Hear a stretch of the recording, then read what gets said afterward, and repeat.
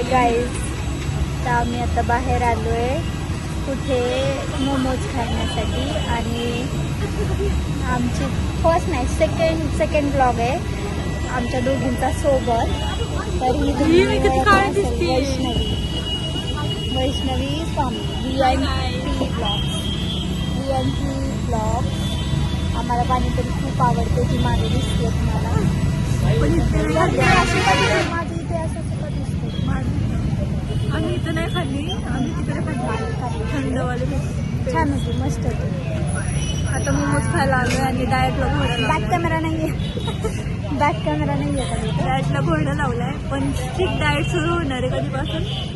Tuesday पासून रोज मी बोलते काय की जाणार, ती रोज बोलते की जाणार काही जात रियालिटी आहे, रियालिटी.